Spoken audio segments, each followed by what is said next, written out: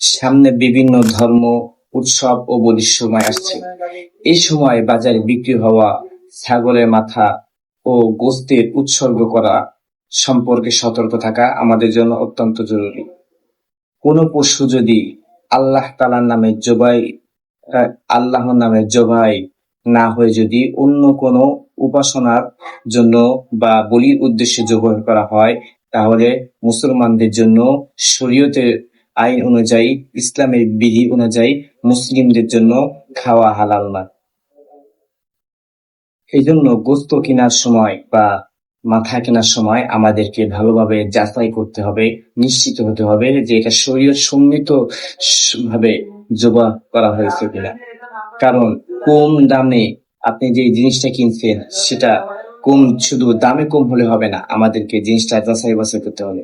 কারণ এ সম্পর্কে আল্লাহ পাক রব্বুল আলামিন কোরআনুল কারীমের সূরাতুল আনআমের ১২১ নম্বর আয়াতের মধ্যে বলেছেন, তোমরা যে পশু তোমরা ক্রয় করবে, তোমরা যে পশুই তোমরা খাবে, ওই পশু তোমরা যাচাই বাছাই করে নাও, ওই পশুটা আমি আল্লাহর নামে কবুল হয়েছে কিনা, আমি আল্লাহর নামে গ্রহণ করা হয়েছে কিনা।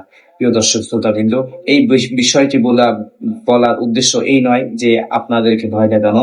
এই বিষয়টি বলার উদ্দেশ্য হচ্ছে আমাদেরকে হালাল পথে চলতে হবে, আমাদেরকে হালাল খেতে হবে। কারণ আমরা সকলে জানি হারাম ভক্ষণকারীর শরীর কখনো বেহেশতে প্রবেশ করবে না। এই জন্য আমরা সকলে ইসলামের শরীয়তের আইন মেনে আমরা চলবো এবং চলার চেষ্টা করবো। আল্লাহ তাআলা আমাদের সকলকে তৌফিক দান করুন।